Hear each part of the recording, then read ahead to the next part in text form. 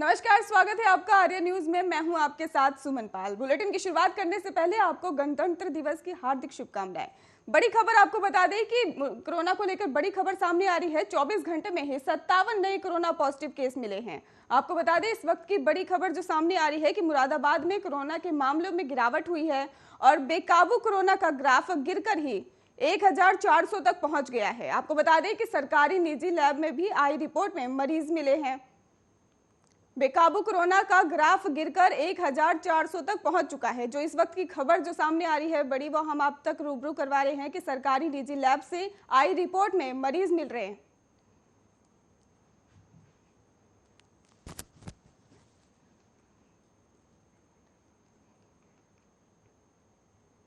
एक और बड़ी खबर से हम आपको रूबरू करवा दें, जहां पर आपको बता दें कि बीजेपी कार्यालय पर संगठनात्मक बैठक करेंगे प्रदेश अध्यक्ष। चुनाव प्रचार मुजफ्फरनगर से ही बड़ी खबर सामने आ रही है, जहां पर बीजेपी कार्यालय पर संगठनात्मक बैठक होगी और स्वतंत्र देव मुजफ्फरनगर का दौरा करेंगे आज। इस वक्त की जो खबर सामने आ रही है वहां से आपको रूबरू करवा रहे हैं कि एक दिवसीय दौरे पर मुजफ्फरनगर जाएंगे स्वतंत्र देव और प्रदेश अध्यक्ष स्वतंत्र देव मतदाताओं से करेंगे संवाद। खतौली मीरापुर विधानसभा से भी स्वतंत्र देव का ही चुनावी प्रचार होगा।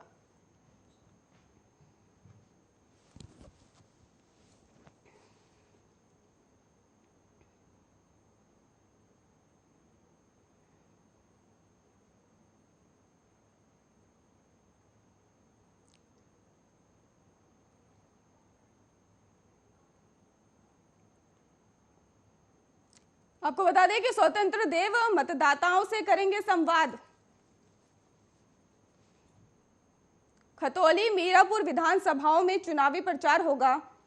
इस वक्त की जो मुजफ्फरनगर से खबर सामने आ रही है वहां से आपको रूबरू करवा रहे हैं। मुजफ्फरनगर से बड़ी खबर सामने आ रही है। आपको बता दें कि स्वतंत्र देव का प्रचार करेंगे, बीजेपी कार्यालय पर संगठनात्मक बैठक भी करेंगे।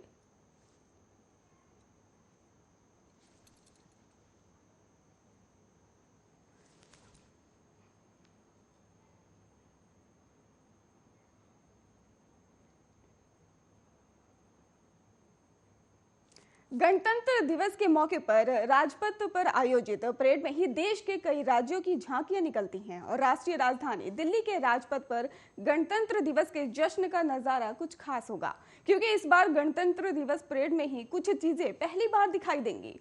कुछ परंपराओं में बदलाव दिखाई देंगे और इस खास मौके पर ही दिल्ली में सुरक्षा की पुख्ता व्यवस्था की गई है और देश में ही इस बार आजादी के 75 साल भी पूरे कर रहा है और जिसे आजादी का अमृत महोत्सव के रूप में मनाया जा रहा है।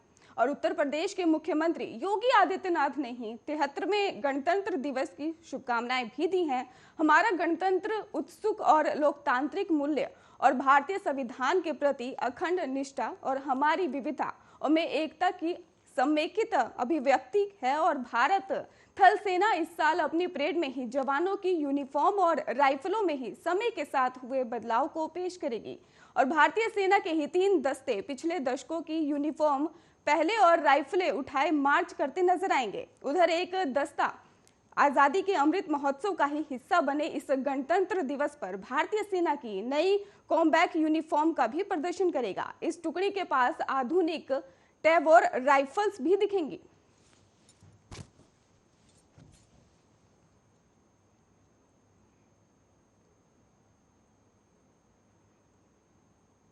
आज पूरे देश में 73वां गणतंत्र दिवस मनाया जा रहा है और इस मौके पर ही हर साल की तरह राजधानी के दिल्ली में भी जनपद पर राष्ट्रपति, प्रधानमंत्री और रक्षा मंत्री अन्य गणमान्य व्यक्तियों की मौजूदगी में देश की ताकत और संस्कृति की एक भव्य परेड का आयोजन किया जाएगा। देश में गणतंत्र दिवस के ही इस अवसर पर प्रधानमंत्री नरेंद्र मोदी और रक्षा मंत्री राजनाथ सिंह और विपक्ष में कांग्रेस के नेता राहुल गांधी समेत देश के कई नेताओं ने ही देश के नागरिकों को ट्विटर पर गणतंत्र दिवस की बधाई भी दी है और प्रधानमंत्री नरेंद्र मोदी ने ट्वीट कर लिखा है कि आप सभी को गणतंत्र दिवस की हार्दिक शुभकामनाएं, जय हिंद। और रक्षा मंत्री राजनाथ सिंह ने भी ट्वीट कर लिखा है कि 73वें गणतंत्र दिवस के अवसर पर भारतवासियों को हार्दिक शुभकामनाएं और इसके साथ ही उन्होंने लिखा कि आज हमारे लोकतंत्र के उत्सव का दिन है। आज हमारे संविधान में निहित विचारों और उसके मूल्यों को संजोने का अवसर है।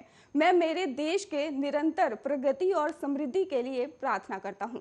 और देश के गृह मंत्री अमित शाह ने देशवासियों को ही संबोधित करते हुए ट्वीट कर लिखा है कि सभी को ही 73वें गणतंत्र दिवस की शुभकामनाएं और भारतीय गणतंत्र के गौरव और एकता अखंडता को ही अक्षुण्ण और बनाए रखने के लिए ही अपना सर्वस्व अर्पण करने वाले सभी जवानों को नमन करता हूं। आइए आज हम सभी स्वाधीनता के लोकतांत्रिक मूल्यों के प्रति अपनी प्रतिबद्धता सुनिश्चित करने का संकल्प लें। विपक्षी पार्टी कांग्रेस के नेता राहुल गांधी ने देशवासियों को ही संबोधित करते हुए ट्वीट किया है कि 1950 में ही गणतंत्र दिवस पर हमारे देश ने विश्वास के साथ सही दिशा में पहला कदम बढ़ाया था और सत्य और समानता के उस पहले कदम में मैं नमन करता हूं। सभी देशवासियों को गणतंत्र दिवस की हार्दिक शुभकामनाएं और महान भारतीय गणराज्य के 73वें गणतंत्र दिवस की सभी देशवासियों को बहुत बहुत शुभकामनाएं। और सभी पड़ोसी देश नेपाल, राष्ट्रपति विघा देवी मंडाली और प्रधानमंत्री शेर बहादुर देउबा और विदेश मंत्री डॉक्टर नारायण खड़का ने भारत के 73वें गणतंत्र दिवस के अवसर पर सभी को बधाई भी दी है।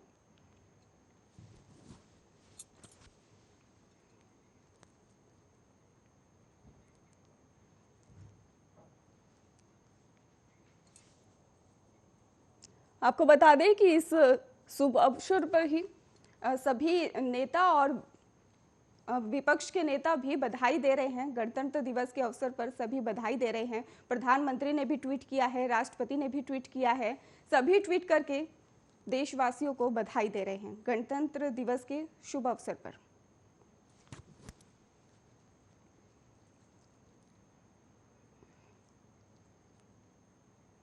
आज पूरे देश में 73वां गणतंत्र दिवस मनाया जा रहा है और इस मौके पर हर साल की तरह राजधानी दिल्ली के राजपथ पर राष्ट्रपति, प्रधानमंत्री, रक्षा मंत्री और अन्य गणमान्य व्यक्तियों की मौजूदगी में देश की ताकत और संस्कृति की एक भव्य परेड का आयोजन किया जाएगा। और सबसे पहले सुबह 10:05 पर ही प्रधानमंत्री Narendra Modi national war memorial यानी राष्ट्रीय समर स्मारक पहुंचकर ही देश के सर्वोच्च बलिदान देने वाले सैनिकों को श्रद्धांजलि अर्पित करेंगे। और इस दौरान ही पीएम के साथ रक्षा मंत्री राजनाथ सिंह, रक्षा राज्य मंत्री अजय भट्ट, रक्षा सचिव अजय कुमार और सेना के तीनों अंगों यानी कि थल सेना, वायुसेना और नौसेना के प्रमुख मौजूद रहेंगे। और इस साल से ही परेड सुबह 10:30 बजे शुरू होगी। हर साल 10 बजे शुरू होती थी, लेकिन मौसम को देखते हुए परेड को आधा घंटा जो है वो लेट कर दिया गया है। और परेड में ही पहली बार 5 राफेल समेत ही 75 विमानों का होगा फ्लाई पास्ट।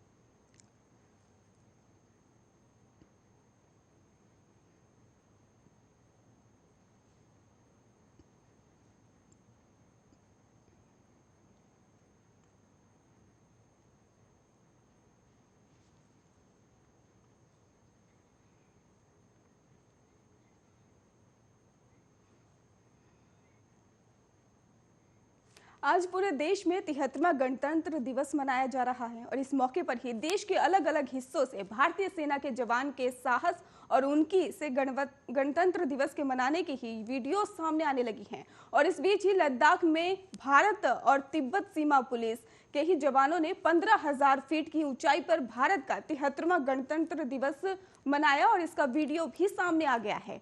और लद्दाख में ही भारत और तिब्बत सीमा पुलिस के ही हिमवीर जवानों ने ही कई फीट ऊंचाई पर ही 35 डिग्री सेल्सियस तापमान में ही भारत का 73वां गणतंत्र दिवस मनाया है। और दूसरी ओर उत्तराखंड के ही कुमाऊं क्षेत्र में भी आईटीबीपी के ही जवानों ने 12,000 फीट की ऊंचाई पर गणतंत्र दिवस का जश्न मनाया और तिरंगा फहराया है। गणतंत्र दिवस के मौके पर ही जम्मू कश्मीर से लेकर कन्याकुमारी तक सुरक्षा के पुख्ता इंतजाम किए गए हैं। और इस मौके पर ही आपको बता दें कि इस दौरान जम्मू कश्मीर के राजौरी में ही पुलिसकर्मी सड़कों पर गाड़ियों की चेकिंग करते दिखाई दिए हैं। और जम्मू कश्मीर पुलिस ने एसआई ने बताया है कि शहर में ही हर जगह चेक पोस्ट लगाए गए हैं और सख्ती से ही गाड़ियों की चेकिंग भी की जा रही है। गणतंत्र दिवस के दिन ही दिल्ली में जगह जगह सुरक्षा बलों के जवान तैनात हैं और इस दौरान ही सुरक्षा कर्मी सड़कों पर गाड़ियों की चेकिंग कर रहे हैं।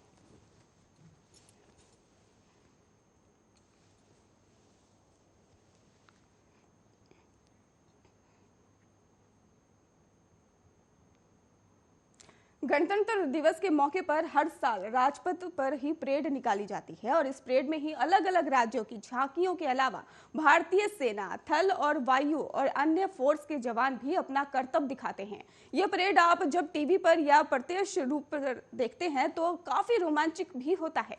वहीं आपको बता दें कि क्या कभी आपने सोचा है, क्या आपने कभी देखा है कि परेड से पहले इसको लेकर होने वाली तैयारियां कैसी होती हैं, तैयारियों के दौरान माहौल जो है वो कैसा होता है? अगर नहीं तो हम आपको आज बताएंगे कि और दिखाएंगे भी कि किस माहौल में ही जवान परेड की तैयारियां करते हैं। दरअसल इसे लेकर एक वीडियो सोशल मीडिया पर जमकर वायरल हो रहा है। इसमें जिस तरह से माहौल बनाकर जवानों का वार्म अप किया जा रहा है उसे देखकर ही आप इंजॉय भी करेंगे। सोशल मीडिया पर वायरल हो रहे वीडियो में आप देखेंगे कि गणतंत्र दिवस के मौके से पहले ही राजपथ पे आसपास की बड़ी संख्या में जवान खड़े हैं और ये जवान सेना और सैन्य बैंड से जुड़े हुए हैं और 26 जनवरी को लेकर तैयारियां की जा रही हैं क्योंकि इन दिनों दिल्ली का तापमान काफी ठंडा है और ऐसे में जवानों का जोश भी थोड़ा ठंडा नजर आता है। उन्हें वार्म अप करने के लिए ही अचानक बैंड पर कुछ ऐसी धुन बजती है कि जिसे सुनकर सभी जवान जोश में आ जाते हैं। दरअसल बैंड पर ही अचानक आईपीएल की धुन बजने लगती है। आईपीएल की धुन बजते ही सभी जवान जोश में आकर परेड शुरू कर देते हैं और कई जवान चिल्लाते हैं और इस धुन को एंजॉय करते दिखाई देते हैं और यह वीडियो सोशल मीडिया पर जमकर वायरल हो रहा है।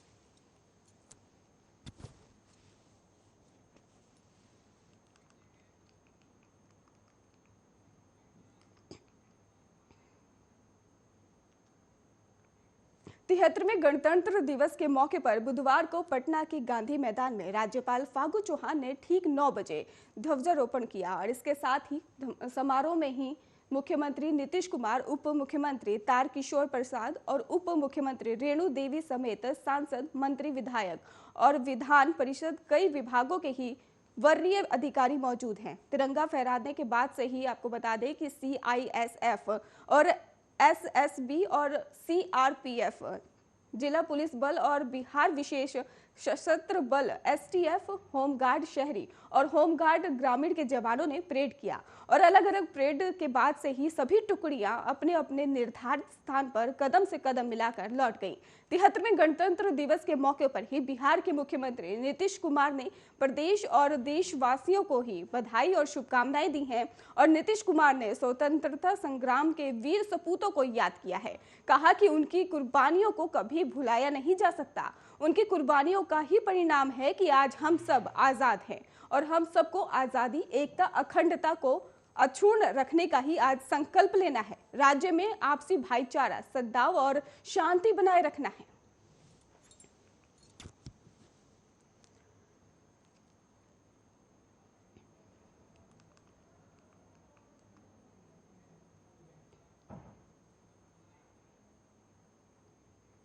वहीं देश में जानलेवा कोरोना वायरस महामारी मामले कल की तुलना में ही आज भी आपको बता दें कि बढ़े हुए नजर आ रहे हैं और देश में ही पिछले 24 घंटों में कोरोना वायरस के 2,85,914 नए केस सामने आए हैं और 665 लोगों की मौत हो गई है। देश में दैनिक पॉजिटिविटी रेट भी अब 16.16% है और बड़ी बात यह है कि देश में आज कल से ही 11.7% मामले ज्यादा आए हैं और केंद्रीय स्वास्थ्य मंत्रालय की ओर से जारी किए गए आंकड़ों के मुताबिक देश में ही अब एक्टिव मामलों की संख्या बढ़कर 22,23,018 हो गई है और वहीं इस महामारी से जान गंवाने वालों की संख्या बढ़कर 9,91,127 हो गई है।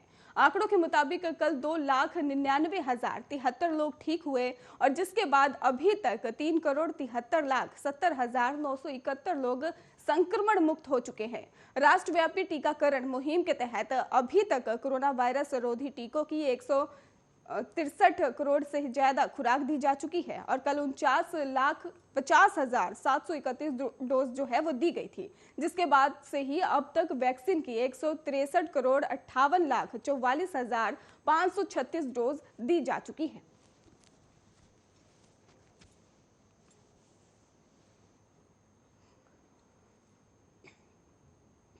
उत्तर प्रदेश विधानसभा चुनाव के लिए सोमवार को ही 149 प्रत्याशियों की पहली सूची जारी करने के बाद मंगलवार को ही समाजवादी पार्टी ने अपनी दूसरी लिस्ट जारी कर दी है और इस सूची में ही 29 प्रत्याशियों के नाम शामिल हैं।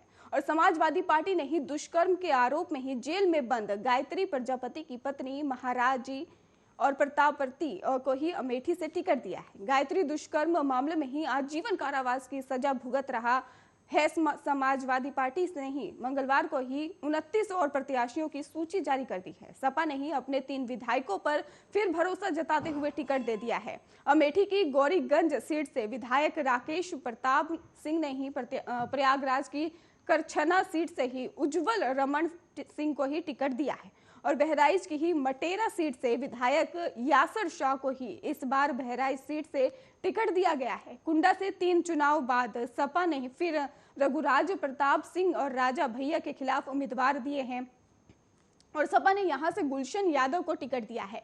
गुलशन का ही चर्चित सीईओ जियाउल हक हत्याकांड में भी नाम आया था और हालांकि जांच के बाद से ही सीबीआई ने क्लीन चिट दे दी थी।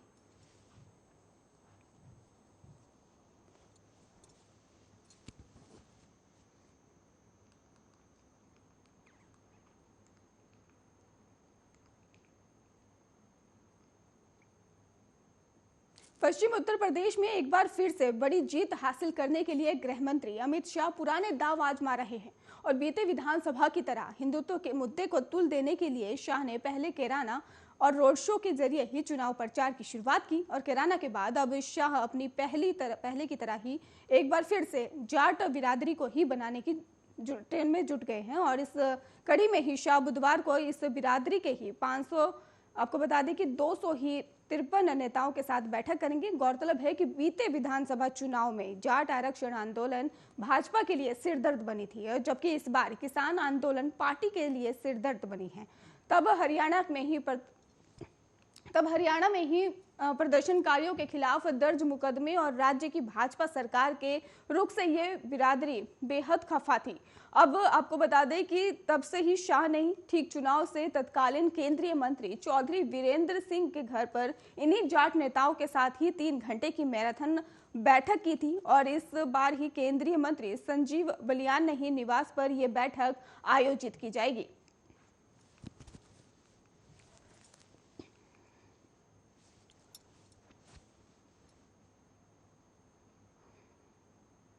उत्तर भारत में सर्दी और ठिठुरन ने लोगों का जीवन अस्त व्यस्त कर दिया है और उत्तर प्रदेश, पंजाब समेत हरियाणा, राजस्थान तक ठंड का हाल बेहाल होते दिख रहा है। वहीं पहाड़ी राज्य कश्मीर से लेकर हिमाचल और उत्तराखंड में हिमपात के चलते ठंड और ज्यादा बढ़ गई है और इस बीच ही अब भारतीय मौसम विभाग का साफ तौर पर कहना है कि अगले कुछ दिनों तक उत्तर भारत में ही लोगों को ठंड से राहत नहीं मिलने वाली है और मौसम विभाग के अनुसार राजस्थान, पश्चिमी उत्तर प्रदेश, उत्तराखंड में भी आज और कल शीतलहर का प्रकोप और ज्यादा देखने को मिलेगा। वहीं मौसम विज्ञान केंद्र की माने तो पंजाब, हरियाणा, दिल्ली, चंडीगढ़, राजस्थान और पश्चिमी उत्तर प्रदेश के इलाकों में कोहरा बादलों का छाना और शीतलहर की स्थिति बनी रहेगी। वहीं कल से इन इलाकों में ठंड और ज्यादा बढ़ने का अनुमान जताया गया है। देश की राजधानी दिल्ली का ही पारा लुढ़क कर अब 6 डिग्री तक जा पहुंचा है और मौसम विभाग के मुताबिक कहा जा रहा है कि दिल्ली समेत उत्तर भारत 30 जनवरी तक सर्दी की चपेट में बना रहेगा। आज की अगर बात करें तो दिल्ली में अधिकतम तापमान जहां 17 डिग्री रहने का अनुमान है तो वहीं न्यूनतम तापमान 4 डिग्री तक रह सकता है।